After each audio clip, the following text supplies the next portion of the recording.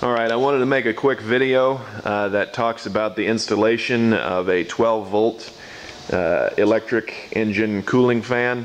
This is to replace the old steel fan that these Willys Jeeps were equipped with from the factory. This particular Jeep is a 1946 CJ2A. My steel fan suffered a stress crack and eventually lost one of the blades, and it put a nice dent in the top of my hood there. Thankfully, it didn't damage anything else under the hood. This particular fan that I put in here is a Flex-A-Lite brand. They're made in the USA. That's one of the reasons I chose them. On top of that, they seem to be very durable and made of a high quality. The Napa part number on this fan is BK.827-8023. You don't have to get it from Napa, but if you do, that'll help you out. This fan is a 12-inch. That's the diameter of the fan. Now with the shroud, it comes out to be a little bit more than that. This radiator is a copper brass radiator, but if you have one that is specifically made for the CJ2A, from this point on the inside to that point on the inside is 19.5, and then from this point on the inside to this point on the inside is just under 13 inches, and this fan fits in there perfectly. The only gripe I have with this fan is the way they want you to mount it. They give you these like nylon plastic bolts and then these quick push nuts, and you're supposed to push those down on the shank, but what happens is they get chewed out like this one here, and then they don't grip the shank, and it just kind of sits in there loosely, and the last thing you want is the bumps of the road or just general vibrations to rub a hole in your radiator and cause you problems.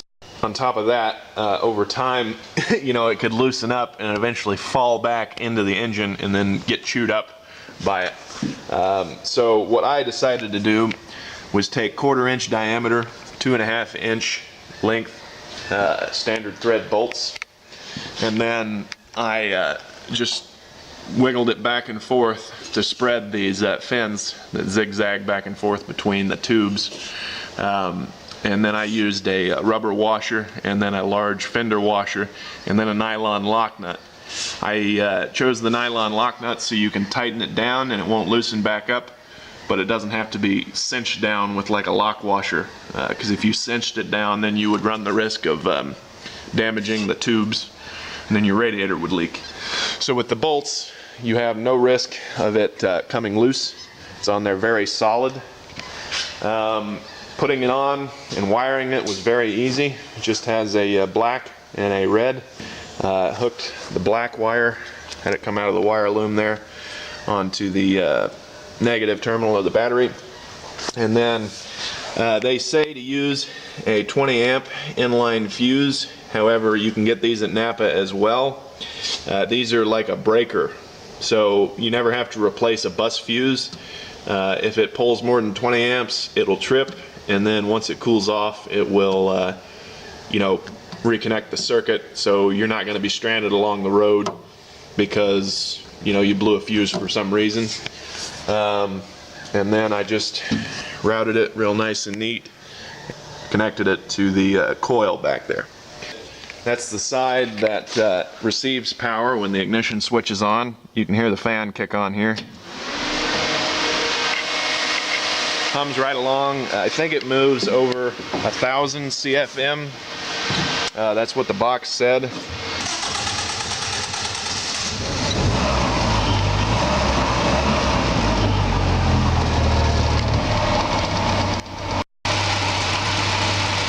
Not having that big fan on there makes startup a lot easier because the engine doesn't have to turn this big fan.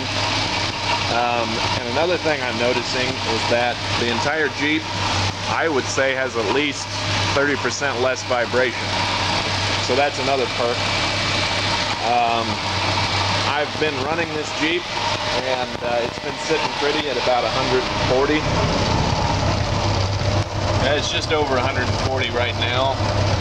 Of course, it'll cool down once you drive it down the road and there's air running over it. Now these here are some cheaper fans that I picked up from AutoZone, and I wasn't really happy with the quality. I had to buy 3 of them because I didn't know which size would fit best. But I mean, they're lightly built. The plastic is a lower grade, and even the motors on these two have these little pockets that I feel water would collect in, like they have open holes here.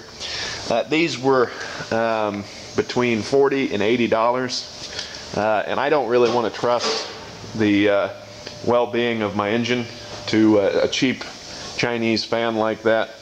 I would hate to be driving down the road and have it quit and then roast my engine. So for sure, just spend the extra money, get the Flex-A-Lite fan, and you really shouldn't have any problems, and you don't have to cross your fingers as you drive down the road hoping that the cheap Chinese ones over there don't stop and roast your engine up. So that's it. I hope this helps. For sure, I'm going to be leaving a comment about how this performs in the summertime. Personally, I don't think I will have a problem with it.